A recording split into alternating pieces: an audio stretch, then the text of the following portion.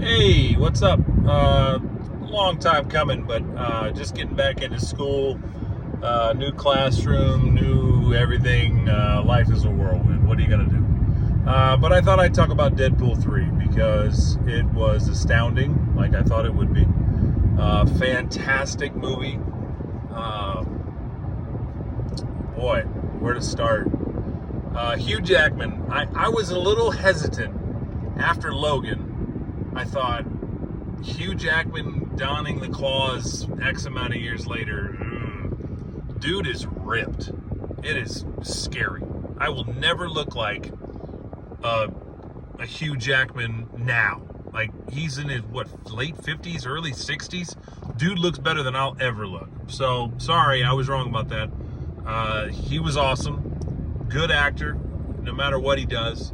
What I loved about him in this particular role, though, I felt like what was different with Wolverine in Marvel's hands as opposed to Fox's hands. Maybe it was working with Ryan Reynolds, I don't know, but you could tell it was joyous.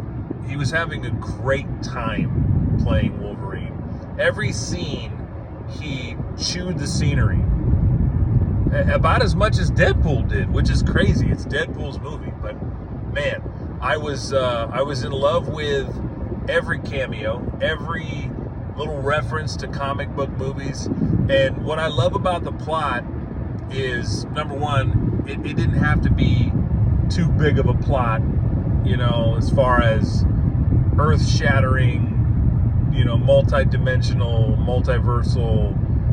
It didn't have the stakes that they probably could have had, and I think that was a good thing. I think the onus was on the other movies to show that this multiversal thing is worth the wait. I don't think they answered a lot of questions about it, but Deadpool didn't have to. Deadpool 1, 2, and 3 can stand alone, and that's fine. And I think that's going to be both amazing and a problem for Marvel, because going forward, we thought this Deadpool movie was going to make or break Marvel's direction here. I think what it did instead was kick the can down the road, and it kicked it right down to Captain America 4. So I don't think we know yet if the MCU is still afloat. What we do know is that they can make Deadpool movies until Hugh Jackman's 90, just like the joke in the movie.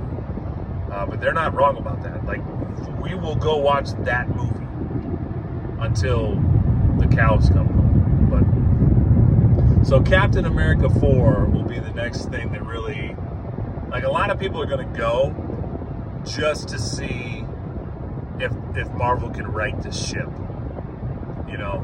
because every good movie they've had in phases 4 and 5 has been followed up by 1 or 2 garbage movies, terrible movies, woke, political, activist movies that nobody asked to see, destroying characters that just about everybody loves, and that's going to really hurt what Disney's trying to do.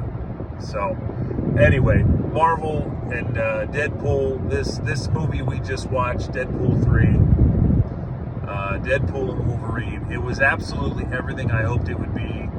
It was not as heavy on story, and that's okay. It was not as heavy on stakes, and that's okay. It was awesome. People complained about the CGI. I can live with it. I thought it was a fanboy's dream, and it was, the throwback cameos, spoiler alert, like the Elektra cameo, Human Torch. I mean, seeing Channing Tatum as Gambit. I mean, all the Blade coming back. Just so many good cameos in that one little quartet there. But and then of course X-23. I thought that they did a good job not playing her up higher than she needed to be. She had a smaller role than the other legacy characters there, and you could kind of tell she was a little more backseat to the others. So that was good. But I mean, the one that stood out for me was Channing Tatum. I know a lot of people were super excited about seeing Channing Tatum. I'll tell you what that did for me. It proved to me that we don't need a Gambit movie. We don't. Just put Channing Tatum in the next X-Men movie. That's good enough for me, because Gambit showed off what he could do, and that accent played for laughs. But imagine a whole movie of that. I don't think that'll work. I just don't. I think that they'd be foolish to give him a solo movie, and they should stick to, if they're going to do X-Men stuff, they should do ensemble stuff. They should have like a rotation of different mutants that pop up in each other's movies, and I think that would be fantastic.